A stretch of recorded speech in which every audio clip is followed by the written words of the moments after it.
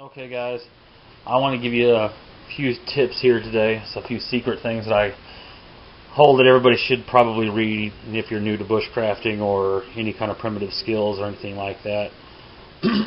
Excuse me. I just got some books that I think everybody should read if you get a chance to find them or get a hold of them. I'm going to start out here at the top. I got this one at a garage sale for like 50 cents. The Ranger's Handbook.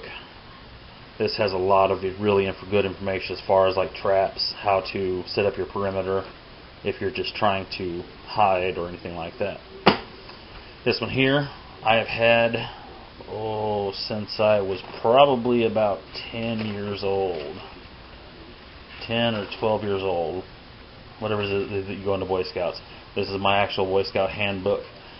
But this has more information in it than any other book I've ever found, and useful, easy to use information.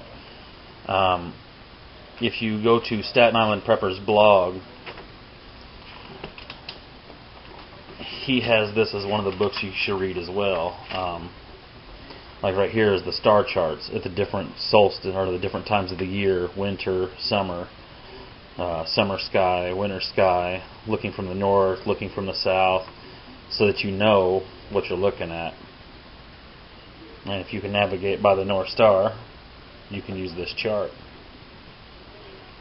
Alright, that's just one of the books. Now you can buy this in a field book where you don't have to have the handbook, but I have the handbook because it was mine when I was a kid, so it's still a useful item to me.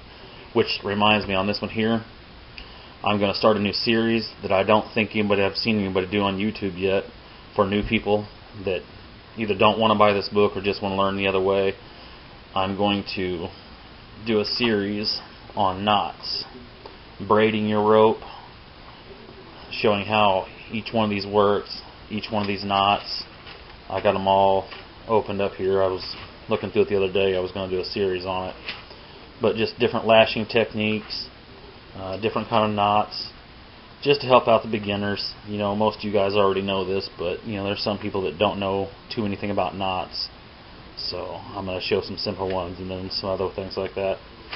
But we'll come back to that one. Here's another one. This one I actually carry out on the field with me because there's just so many different plants that you can eat.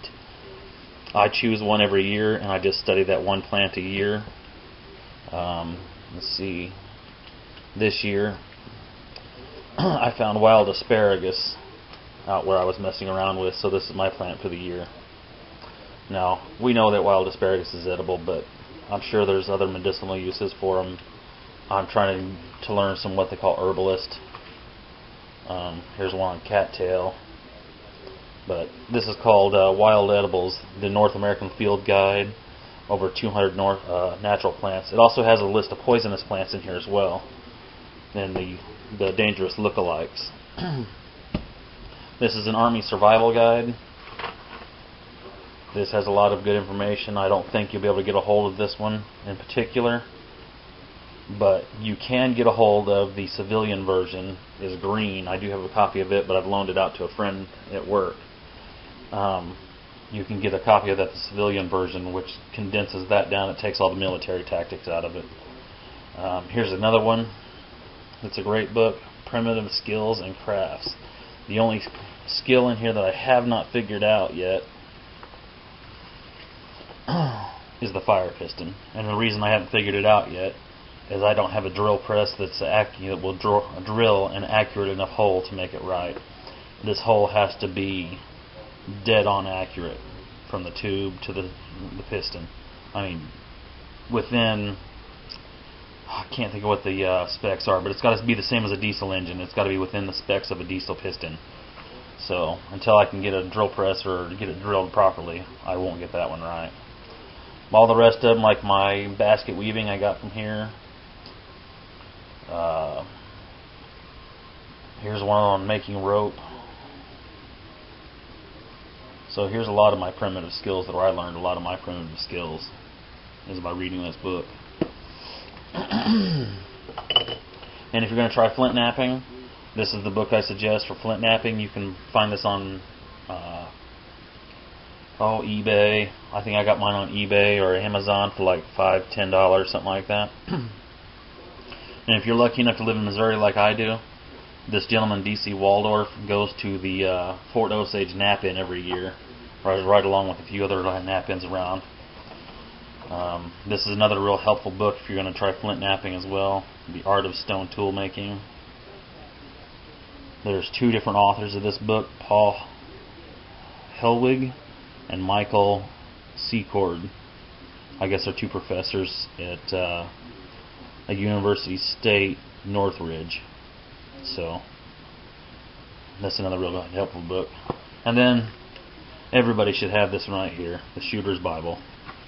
Every gun, every caliber, every modification that you can do to these firearms is in this book. I say do your research before you purchase anything.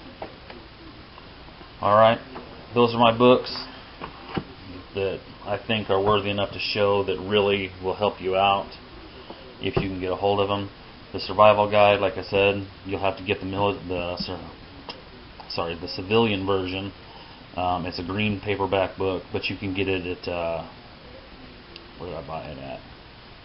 Barnes & Noble is where I bought it at online. I got this Wild Edibles at Barnes & Noble. This one here came from Barnes & Noble as well. I don't even remember where my parents bought that one for me at. But this one here, like I said, I got this at a garage sale. This is the one I'm currently reading. I'm pretty sure this is not like a publication use, but, you know, every once in a while you can come across great books in the garage sales if you just stop and look. Alright guys, but like I said, I will be starting a series on knots. If there is any knot that you want to see, just let me know. But I'll probably be doing 2 knots per video. That way you can study the knots, that kind of thing. But also I'm going to be holding a small contest here soon. I'm just trying to work out the rules here. But I'll let you all know in on the contest as soon as I figure out what the rules are going to be. Alright. If you're not prepared today, you're not prepared tomorrow. Have a good day.